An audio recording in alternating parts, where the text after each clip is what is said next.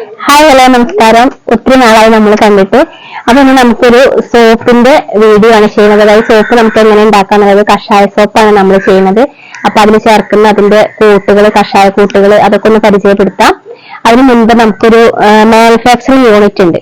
അപ്പൊ അതിന്റെ ബോർഡ് കാര്യങ്ങള്, നമ്മുടെ പ്രൊഡക്റ്റുകൾ, അതൊക്കെ ഒന്ന് നിങ്ങളെ പരിചയപ്പെടുത്താൻ വേണ്ടിയിട്ടാണ് ഇന്നത്തെ വീഡിയോ. അപ്പോ ഇതാണ് നമ്മുടെ മെയിൻ ബോർഡ് വരുന്നത്. ഇതാണ് നമ്മുടെ മെയിൻ ബോർഡ് വരുന്നത്. സീഡാറാണ് നമ്മുടെ പ്രൊഡക്റ്റിന്റെ പേര് വരുന്നത്. പിന്നെ നമ്മുടെ കയ്യിലുള്ളത് വാഷിംഗ് ലിക്വിഡ് ഉണ്ട്, അതുപോലെ ഡിഷ് വാഷ് ഉണ്ട്, ഹെയർ ഓയിൽ ഉണ്ട്, ഫുൾ തവിടോട് കൂടിയിട്ടുള്ള അരി ഉണ്ട്, പിന്നെ ഉമിക്കരി, സോപ്പ്, ഷാമ്പു, അത്തരം പ്രൊഡക്റ്റുകളാണ് നമ്മുടെ കയ്യിലുള്ളത്. പിന്നെ സോപ്പ് പൊടി ഉണ്ട്. ജസ്റ്റ് അതൊക്കെ ഒന്ന് കാണിച്ചു തരാം.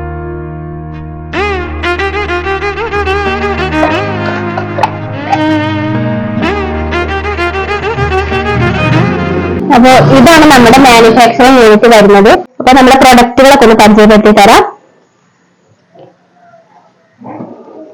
ആദ്യം നമുക്ക് കഷായക്കൂട്ട്, അതായത് സോപ്പ് ചെയ്യുന്ന കഷായക്കൂട്ട് എങ്ങനെയാണുള്ളത് അതൊന്ന് കാണിച്ചു തരാം കേട്ടോ. ഇത് നമ്മൾ ഇന്നലെ രാത്രി തലേദിവസം വെള്ളത്തിലിട്ട് വെച്ചതാണ് കഷായക്കൂട്ടുകൾ. അതിലേക്ക് നമ്മൾ ആര്യവേപ്പും കൂടെ ചേർക്കുന്നുണ്ട്.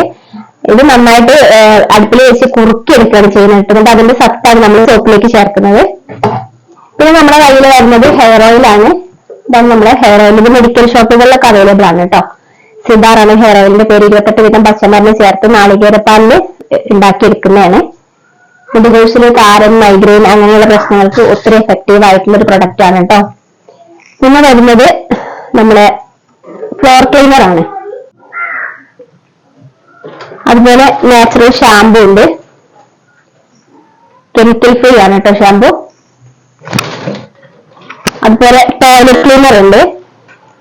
അതുപോലെ നമ്മൾ പാത്രം കഴുകുന്ന ലിക്വിഡ്, അതായത് ഡിഷ് വാഷ്. നമ്മൾ പുറത്തുനിന്ന് വാങ്ങിക്കുന്ന ഡിഷ് വാഷ്, അതുപോലെ ഡിറ്റർജന്റ് ലിക്വിഡ്, അതിലൊക്കെ ഫോർമാലിൻ ചേർക്കുന്നുണ്ട് കേട്ടോ. അതാണ് നമ്മൾ ഇപ്പൊ അധികം സ്ത്രീകളിൽ കാണുന്ന ഒരു പ്രശ്നമാണ് കയ്യിൽ കുഴിനകം വരിക. അതായത് നമ്മൾ ഡിഷ് വാഷ് ഉപയോഗിച്ച് ഡെയിലി പാത്രം കഴുകുന്ന സമയത്ത് നമുക്ക് ആ ഫോർമാലിന്റെ അംശം നമ്മളെ കയ്യിൽ പറ്റി നിൽക്കുകയാണ് ചെയ്യുക. അതുപോലെ നമ്മൾ സ്ലോ പോയിസൺ എന്നാണ് അതിന് പൊതുവെ പറയുന്നത്. നമ്മൾ കുറച്ചായിട്ട് നമ്മൾ അകത്തേക്ക് ആക്കുകയാണ് ചെയ്യുന്നത്. അതായത് പാത്രം കഴുകുന്ന സമയത്ത് ഒരു എണ്ണമയം കാണാം. ആ പാത്രത്തിനൊക്കെ ഒരു എണ്ണമയം കാണാം. അത് ഫോർമാലിന്റെ അംശമാണ്. അധികം ആൾക്കാർക്ക് അറിയില്ല. നമ്മൾ ഈ കോഴ്സ് പഠിച്ചതെന്നാണ് നമുക്ക് അത്രയെങ്കിലും മനസ്സിലാക്കാൻ പറ്റിയിട്ടുള്ളത്. നമ്മൾ ഇതിൽ ഫോർമാലിൻ ചേർക്കുന്നില്ല കേട്ടോ. അതായത് വാഷിംഗ് ലിക്വിഡിലും ചേർക്കുന്നില്ല, ഡിഷ് വാഷിലും ചേർക്കുന്നില്ല. പിന്നെ ഇതാണ് നമ്മൾ സ്കിന്നിൽ വരുന്ന ചൊറിച്ചിലുകൾക്കുള്ള സോപ്പാണ് കേട്ടോ. നമ്മൾ പൂവർഷ്, ആര്യവേപ്പ്, അത്തരം പച്ചമരുന്നുകൾ മാത്രം ചേർത്ത് ചെയ്യുന്നതാണ്. ഇത് കഷായം ആക്കിയിട്ടല്ല ചെയ്യുന്നത്, നമ്മൾ പച്ചമരുന്നിന്റെ സത്തെടുത്ത് ചെയ്യുന്നതാണ് കേട്ടോ. പിന്നെ വരുന്നത് നാളികേരപ്പാലിന്റെ സോപ്പാണ്. ഇത് കുട്ടികൾക്കൊക്കെ ഒത്തിരി നല്ലതാണ്. സ്കിന്നിന്റെ മോയ്സ്ചറൈസിങ് നിലനിർത്താൻ വേണ്ടിയിട്ട് ഒത്തിരി എഫക്റ്റീവ് ആയിട്ടുള്ള ഒന്നാണ് കേട്ടോ തേങ്ങാപ്പാലിന്റെ സോപ്പ്. പിന്നെ വരുന്നത് കഷായ സോപ്പാണ്. ഇതാണ് നമുക്ക് ഒത്തിരി കസ്റ്റമർ ഉള്ള ഒരു സോപ്പാണ് കേട്ടോ ഇത്, കഷായ സോപ്പ്. കാരണം നമ്മൾ സ്കിന്നിന് വരുന്ന ചൊറിച്ചിലുകള്, അതുപോലെ കരിമംഗലൊക്കെ ഡോക്ടർമാരെ കാണിച്ചിട്ട് മാറാത്തത് വരെ നമ്മൾ സോപ്പ് ഉപയോഗിച്ചിട്ട് മാറുന്നുണ്ട് കേട്ടോ. അതുപോലെ സ്കിന്നിന് വരുന്ന ചൊറിച്ചില്, കരിമംഗലം, കഴുത്തിന് ചുറ്റും വരുന്ന കറുപ്പ്, അത്തരം പ്രശ്നങ്ങൾക്കൊക്കെ ഒത്തിരി നല്ലതാണ്.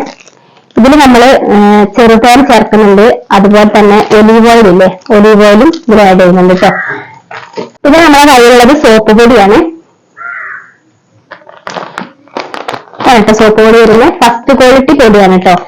ചില സോപ്പ് പൊടി നമ്മൾ കൈമിലാക്കി കഴിഞ്ഞിട്ടുണ്ടെങ്കിൽ നമുക്ക് കയ്യിലൊരു പൊള്ളൽ വരും. പക്ഷെ ഇത് നമ്മൾ കൈമിലാക്കി കഴിഞ്ഞാൽ അങ്ങനത്തെ പൊള്ളൽ വരില്ല. അതുപോലെ കോട്ടൺ തുണികൾക്ക് കംപ്ലൈന്റ് വരില്ല, പെട്ടെന്ന് അരച്ചു പോകുന്ന പ്രശ്നങ്ങളൊന്നും ഉണ്ടാവില്ല. അതുപോലെ കുഴിനകത്തിന്റെ പ്രശ്നം ഉണ്ടാവില്ല, കോട്ടൺ തുണി കളർ ഇളകി പോവുക, അങ്ങനത്തെ പ്രശ്നങ്ങളൊന്നും ഉണ്ടാവില്ല. നമ്മളിതിൽ ടീനോപാലൊക്കെ ചേർത്തിട്ടാണ് ചെയ്യുന്നത് കേട്ടോ. അതായത് വസ്ത്രങ്ങളുടെ പുതുമ നഷ്ടപ്പെടാതിരിക്കാൻ ടീനോപാൽ നമ്മളിതിൽ ചേർക്കുന്നുണ്ട്. ഇത് 2 കളറിലായിട്ട് വരുന്നുണ്ട് കേട്ടോ.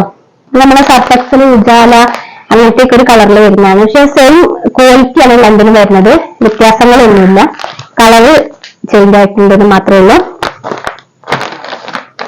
പിന്നെ നമ്മൾ മോൾഡിൽ വെച്ചിട്ടാണ് കേട്ടോ സോപ്പ് ചെയ്യുന്നത്. മിഷ്യനൊന്നുമില്ല, കൈ വെച്ചിട്ട് മോൾഡിൽ വെച്ച് ചെയ്യുന്നതാണ് കേട്ടോ.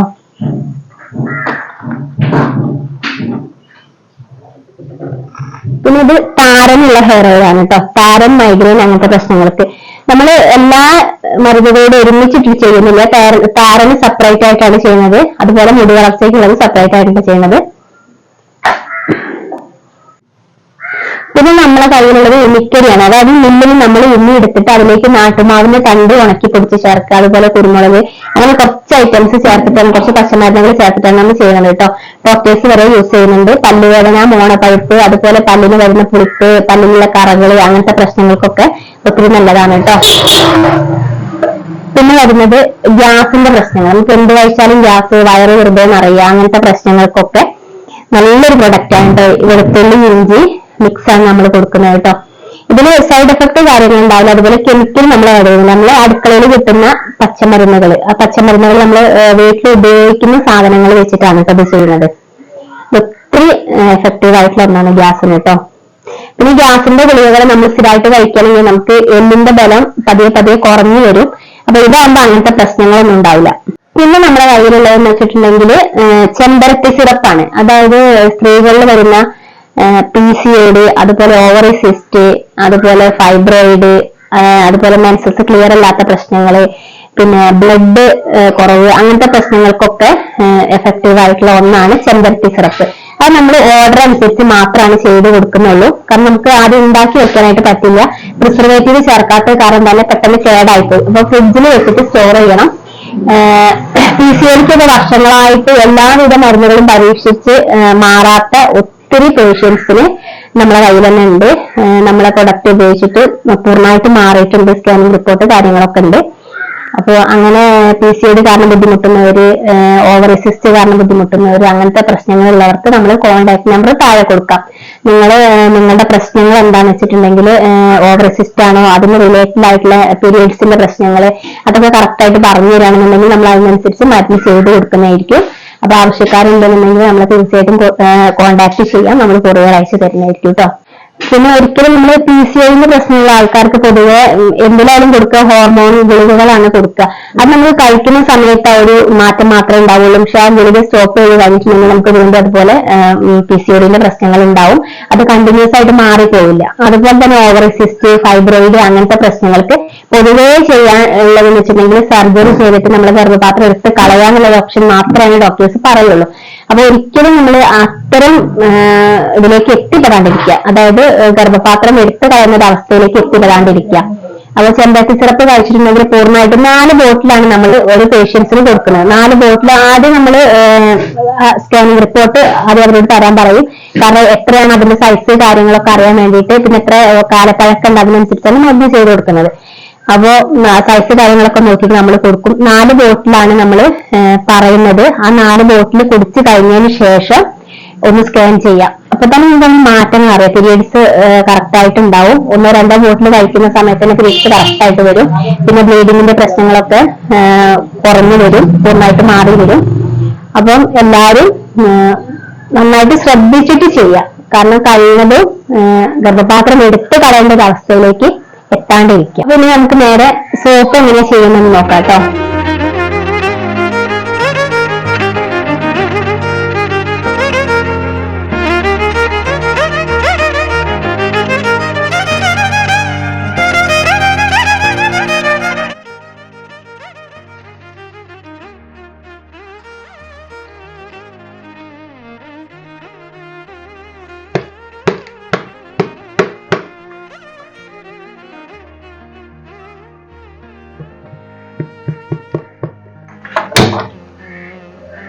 നന്നായിട്ട് ഒന്ന് തിളച്ച് കുറുകി വരണേ. അപ്പോഴാണ് ഇതിന്റെ സത്ത് മുഴുവൻ ഇതിലേക്ക് ഇറങ്ങി വരുള്ളൂ. പിന്നെ നമ്മൾ ഇതിലേക്ക് പച്ചമഞ്ഞൾ ചേർക്കുന്നുണ്ട് കേട്ടോ. കുട്ടികളിൽ വരുന്ന മുഖത്തിലേക്കല്ല, മുഖത്തിൽ വന്നിട്ടുള്ള പാടുകള്, അത്തരം പ്രശ്നങ്ങൾക്ക് മുഖത്തിൽ വരാണ്ടിരിക്കാനൊക്കെ നല്ലതാണ് കേട്ടോ. അതുകൊണ്ട് പച്ചമഞ്ഞളും കൂടെ നമ്മൾ ഈ കഷായത്തിലേക്ക് ആഡ് ചെയ്യുന്നുണ്ട്.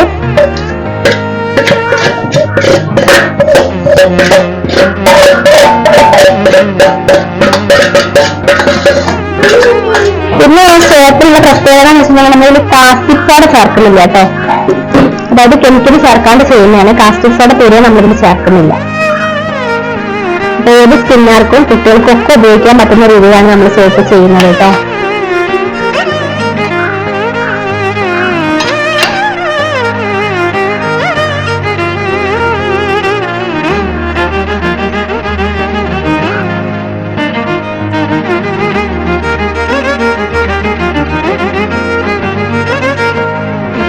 അതുപോലെ നമ്മളിലേക്ക് മഞ്ചിഷ്ട ചേർക്കുന്നത്, മഞ്ചിഷ്ട പൊടിയാണ് കേട്ടോ. അത് നമ്മൾ പച്ചമരുന്ന് പൊടിക്കുന്ന മില്ലിൽ കൊണ്ടുപോയിട്ട് പൊടിച്ചെടുക്കാറുണ്ട് ചെയ്യുന്നത്.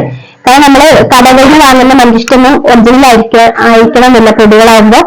അപ്പൊ ഇപ്പോൾ നമ്മൾ മഞ്ചിഷ്ട പൊടി അല്ലാത്തത് വാങ്ങിയിട്ട് ഉണക്കിയിട്ട് നന്നായിട്ട് ഉണക്കിയിട്ട് നമ്മൾ മില്ലിൽ കൊണ്ടുപോയി പൊടിപ്പിക്കുക.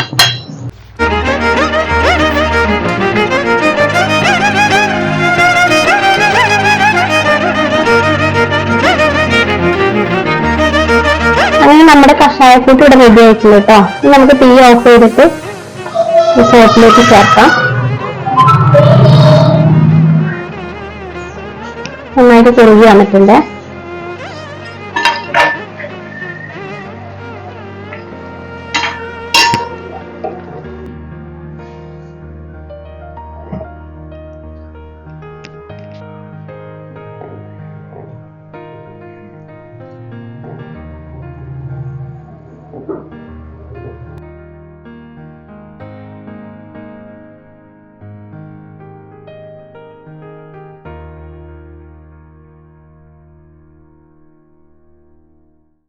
ഇനി നമുക്കിതിലേക്ക് കഷായക്കൂട്ട് റെഡിയാക്കി വെച്ചത് കുറച്ച് കുറച്ചായിട്ട് ഒഴിച്ചു കൊടുക്കാം കേട്ടോ.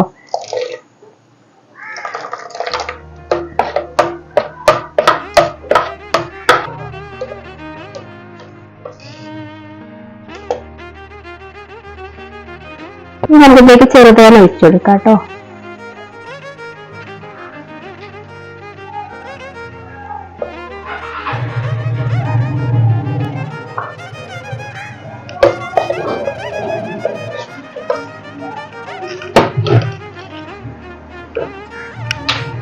അതുപോലെ ഒലീവ് ഓയിൽ ഒഴിക്കാം.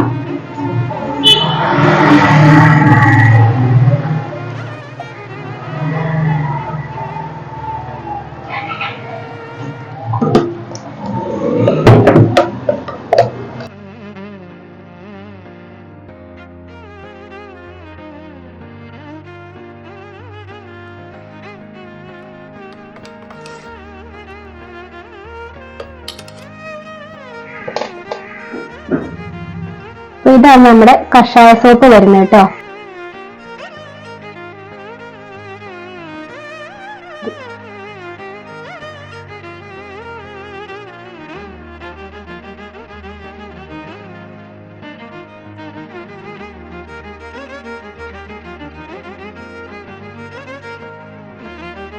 അപ്പൊ ഞാന് സോപ്പിന്റെ കൂട്ടം നമ്മുടെ മോളിലേക്ക് ഒഴിച്ചു വെച്ചിട്ടുണ്ട്.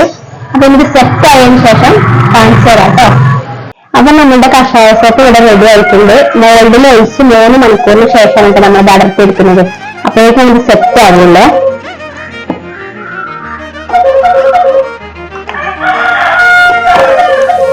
ഇങ്ങനത്തെ കഷായ സോപ്പ് വരിക. ഇത് കാസ്റ്റിക് സോഡ ചേർക്കാത്തതുകൊണ്ട് നമുക്കിത് സെറ്റ് ആയി കഴിഞ്ഞാൽ തന്നെ ഉപയോഗിക്കാൻ പറ്റുന്നതാണ് കേട്ടോ. കാസ്റ്റിക് സോഡ എന്നുണ്ടെങ്കിൽ നമുക്ക് 14 ദിവസത്തിന് ശേഷം മാത്രമാണ് ഉപയോഗിക്കാനായിട്ട് പറ്റുള്ളൂ. കാരണം ശരീരത്തിന് പൊള്ളലേൽക്കും. ഇതാകുമ്പോൾ അങ്ങനത്തെ പ്രശ്നങ്ങളൊന്നും ഉണ്ടാവില്ല. കെമിക്കൽ ഫ്രീ ആണ്. നമുക്ക് ധൈര്യമായിട്ട് യൂസ് ചെയ്യാൻ പറ്റുന്ന ഒന്നാണ് കേട്ടോ.